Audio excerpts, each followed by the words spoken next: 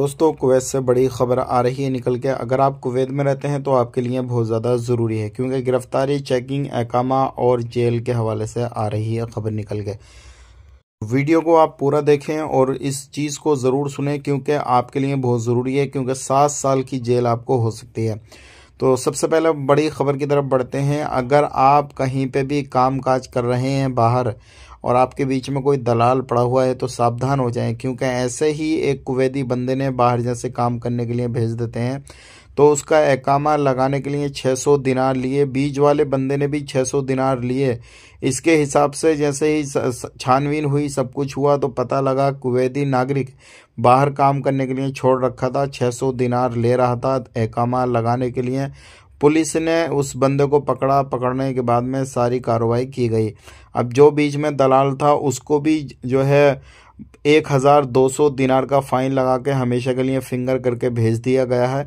भेजा जाएगा, कुवैत से निकाला जाएगा, और जो कुवैती बंदा है उसको भी फाइन लगा और उसको 7 साल की जेल सुनाई गई है। तो इस तरीके से अगर आप काम काज कर रहे हैं, कुछ भी, अगर आप बीच में दलाल पड़े हुए हैं या फिर आप किसी को पैसा दे के एकामा लगवा रहे हैं, या आपका कुवैती बंदा, कुवैती नागरिक आपके साथ ऐसा कर रहा है, कुछ भी ऐसा कुछ अनहोनी हो रही है जो कि इतना पैसा नहीं लगने का आप ले दे के एकामा लगवाते हैं और उसके बाद में जो है काम काज कर रहे हैं, तो सावधान हो जाएं।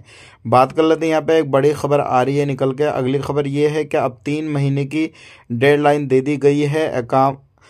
एकामा जो भी बंदे किसी भी तरीके से बायोमेट्रिक नहीं कराए हैं उनके लिए, हाँ जी, 3 महीने की डेडलाइन है। और ये जो डेडलाइन है, अगर कोई भी बंदा नहीं कराता है बायोमेट्रिक तो उसको एयरपोर्ट पर परेशानी होगी। वो एयरपोर्ट पर जो भी फाइन वगैरह हो या किसी भी तरीके से गिरामा वगैरह हो तो वहाँ पे दे नहीं पाएगा। उसको पहले जो है डेडलाइन से पहले अपना बायोमेट्रिक कराना होगा, नहीं तो बाद में परेशानी होगी।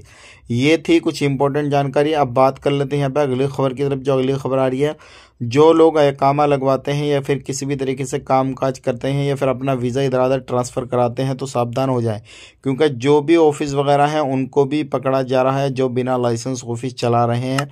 तो ऐसे लोगों के ऊपर कार्रवाई की जा रही है। तो आप सतर्क रहें, सावधान रहें।